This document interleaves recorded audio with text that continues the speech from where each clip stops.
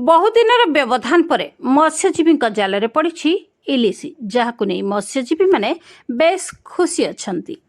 लघुचाप जनित प्रथम वर्षा मत्स्यजीवी जाल पड़ा क्विंटाल क्विंटाल इलिशी माछ।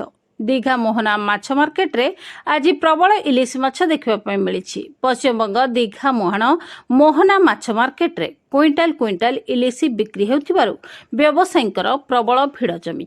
लघुचाप जनित वर्षा पाग अनुकूल थिबारु गभीर समुद्ररू प्रचुर परिमाण रे इलिशी माछ मत्स्यजीवी जाल रे धरा पड़ी। गत किछि वर्ष धरी मत्स्यजीवी जाल आवश्यक अनुसार इलिशी समुद्र रे धरा देउनथिबारु ट्रलर मालिक और मत्स्यजीवी माने निराश होइथिबा बेले चलित वर्षा ऋतु आरंभ में प्रचुर इलिशी माछ देखा मिली। बंगोपसागर गभीर समुद्ररू उपकूल मुहाउछि इलिशी माछ बोली मत्स्यजीवी माने कहछन्ति। झिपिझिपि वर्षा रे दीघा उपकूल रे प्रचुर इलिशी धरा देबारु हाट बजार रे इलिशी आमदानी वृद्धि पाइछि।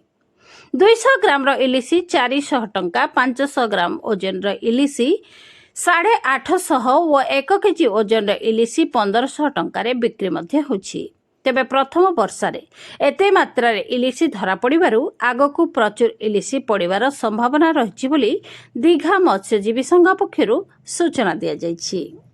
अन्य लुणी माछ अपेक्षा इलिशीर स्वाद भिन्न रुचि होइथिबारु माछ खाउथिबा खाउटी मानकर इलिशी प्रति दुर्बलता रहिछि।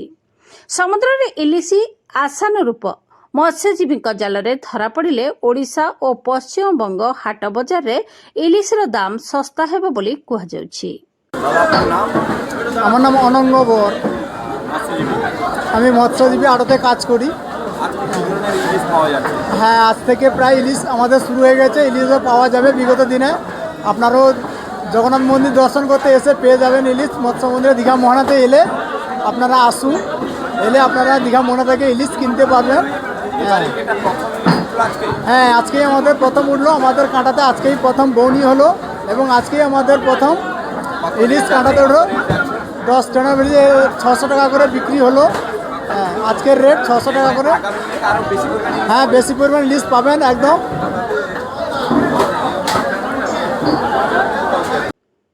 भोगराईरू ज्योतिरंजन पटायत का रिपोर्ट, लोकल न्यूज 7।